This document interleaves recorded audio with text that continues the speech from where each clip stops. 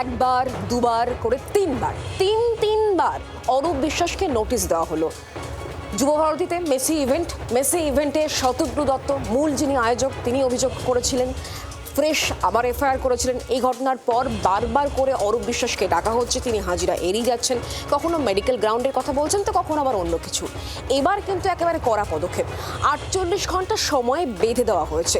এই সময়ের মধ্যেই রাজ্যের প্রাক্তন মন্ত্রীকে হাজিরা নির্দেশ দেওয়া হয়েছে। এখন দেখার বিষয় 48 ঘন্টার মধ্যে রাজ্যের প্রাক্তন মন্ত্রী অরূপ বিশ্বাস তিনি এই হাজিরায় সাড়া দেন নাকি দেন না। অভিষেক আর অরূপের মধ্যে যেন এক অলিখিত প্রতিযোগিতা চলছে। দুজনকেই একের পর এক হাজিরার নোটিশ ধরাচ্ছে পুলিশ। পার্থক্য শুধু একটাই, অভিষেককে সামনে দেখা যাচ্ছে, অরূপ গায়ে।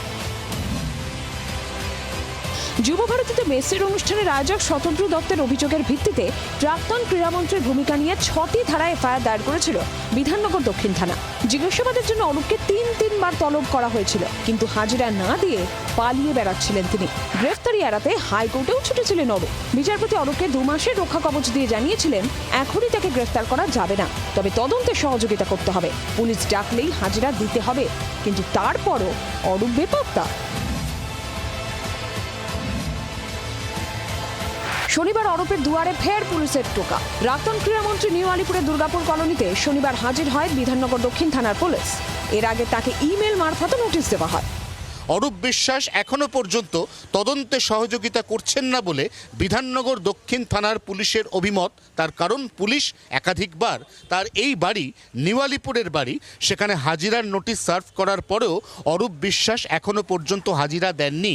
এই অবস্থায় আজ তৃতীয় নোটিশ সার্ভ করা হলো অরূপ বিশ্বাসের বাড়িতে, যে নোটিশের মাধ্যমে তাকে আগামী সোমবার অর্থাৎ 48 ঘন্টার মধ্যে বিধাননগর দক্ষিণ থানায় মেসি বিতর্কে হাজিরার নির্দেশ দেওয়া হয়েছে। যদিও স্থানীয় সূত্র দাবি অরূপ বিশ্বাস এই বাড়িতে প্রায় থাকেন না বললেই চলে। এই বাড়ির গ্রাউন্ড ফ্লোরে জুই বিশ্বাসের জনসংযোগ কার্যালয়। দেখুন, এদেরকে তলব করলে এরা যাবে না, এদেরকে কান ধরে তুলে নিয়ে যেতে হবে। যেতে পারছে না, হয়তো কোমরে ব্যথা হয়েছে, ইডি এসে তুলে নিয়ে যাক না, তাহলেই তো হয়ে যায়।